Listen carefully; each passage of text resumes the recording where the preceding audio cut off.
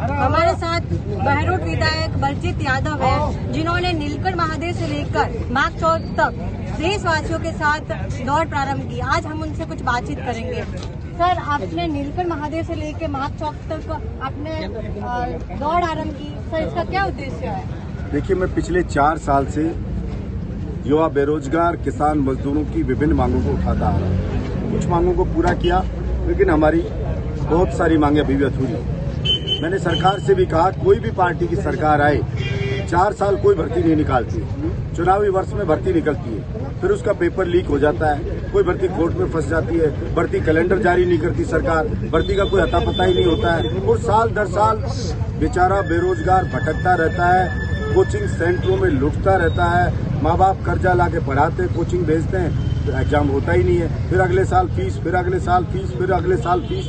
तो मैंने सरकार से कहा, 5 लाख तो आप भर्ती निकालें, भर्ती कैलेंडर जारी करें, स्टूडेंट को पता होना चाहिए कि इस डेट को उसका एग्जाम होगा, इस डेट को रिजल्ट आएगा, इस डेट को उसको ज्वाइनिंग मिलेगी, अगर उसका सिलेक्शन होता है तो। इसके साथ ही मैंने कहा, 22 राज्य हिंदुस्तान कैसे हो गए जिसमें राजस्थान के बेरोजगार युवा का सिलेक्शन रेट 0 है, यानी एक भी राजस्थान के बच्चे को नौकरी नहीं दे रहे हैं। उन्होंने अपने स्थानीय बच्चों के लिए अलग अलग कानून बना दिए, जैसे बिहार में बनाया कि बिहार का मूल निवासी होगा वही सरकारी भर्ती में फॉर्म भर सकता है, वही प्राइवेट कंपनियों में नौकरी लगेगी।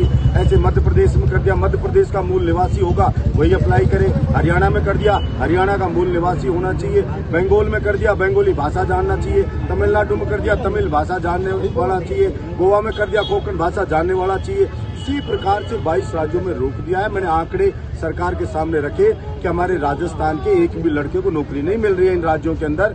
जब इन्होंने ये कानून बना दिया, तो या तो केंद्र सरकार एक कानून बनाए और इन स्टेट के बनाए हुए कानूनों को निष्प्रभावी करे, जिससे कि हमारे यहाँ के बच्चे को भी नौकरी मिले। और अगर ऐसा नहीं है तो राजस्थान का बेरोजगार अनाथ नहीं है कि उसकी नौकरियों पे कोई डाका डालता रहेगा और हम चुपचाप बैठे रहेंगे। तो मैंने सरकार से यही कहा कि भाई, आप राजस्थान के बेरोजगार युवा है, उसके दर्द को महसूस करो, उसके टूटे हुए सपने की सिसकी को महसूस करो और एक कानून बनाओ राजस्थान में कि सरकारी भर्तियां होंगी तो उसमें स्थानीय जो राजस्थान के रहने वाले हैं उनको 90 से 100% उन्हीं की भर्तियां होंगी।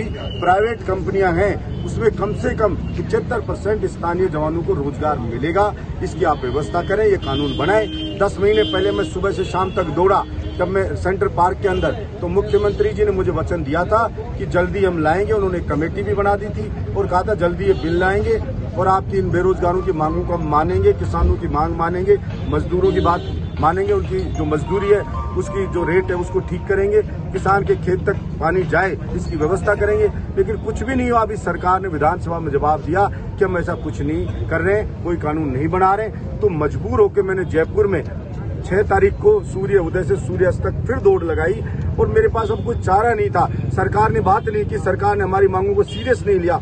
तो फिर मेरे पास एक ही था, संविधान में हम भरोसा रखते हैं।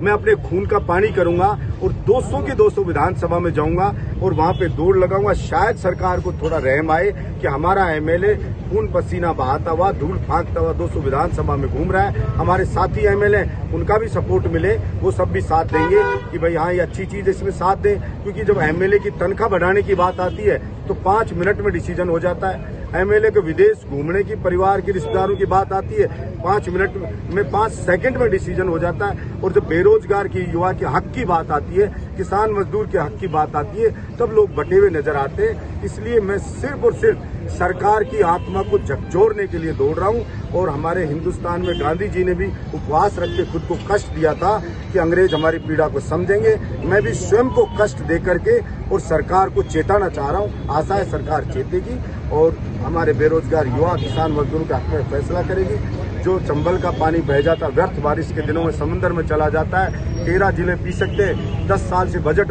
खेल रहे हैं सरकार, पिछली सरकार भी, ये भी, लेकिन एक फावड़ा भी कहीं चला नहीं है। नितिन गडकरी जी कह गए कि हम पश्चिमी राजस्थान में समंदर का पानी नहर से ले आएंगे, लेकिन कोई अता पता नहीं है। नर्मदा नहर को जो बात होगी इंदिरा गांधी कैलाश से जोड़ देंगे, कोई अता पता नहीं है। जमीनें हमारी राजस्थान के पास बची है, हिंदुस्तान में केवल राजस्थान के पास। अब वो जमीनें, उन पे नजर पूंजीपतियों की पड़ गई। 1.5 लाख बीघा अडानी को दे दी है, रिलायंस को दे रहे हैं, सबको दे रहे हैं। हमारी जमीन को मैंने विधानसभा में पूछा कि भाई ये क्या हमारे यहाँ के बच्चों को रोजगार देंगे, क्या ऐसा कोई कॉन्ट्रैक्ट नहीं है। मैंने कहा ये किसान को कोई सस्ती बिजली देंगे, क्या ऐसा भी कुछ नहीं है। क्या इससे कोई विशेष राजस्थान को रेवेन्यू मिलेगा, क्या ऐसा भी कुछ नहीं है। फिर कौड़ियों के भाव जमीन क्यों दे रही है सरकार इस अडानी अंबानी पूंजीपतियों को, गरीब किसान मजदूर को दे तो उसमें पैदा तो करके खाए, इनको क्यों लुटा रही है। यही ऐसी विभिन्न मांगे थर्ड ग्रेड टीचर की है, उन बेचारों की नहीं मांग पूरी हो रही है। सीएचए के साथी है वो भटक रहे हैं, उन्हें ना कह रहे हैं ना हाँ कह रहे हैं। ये अब कॉन्ट्रैक्ट वाले हैं, इनको कह दिया हम आपको परमानेंट करेंगे, अब उनको फिर उड़ जा के पटक दिया। कंप्यूटर अनुदेशक है वो भटक रहे हैं। यानी कि सरकार ना किसी को स्पष्ट जवाब दे रही है, ना कोई निर्णय कर रही है। इसलिए परेशान होकर और कोई चारा नहीं था, इसलिए मैंने जी शुक्रिया सर। हमारे साथ बहरट विधायक जिनसे हमने कुछ बातचीत की, महिमा नागर जालोर।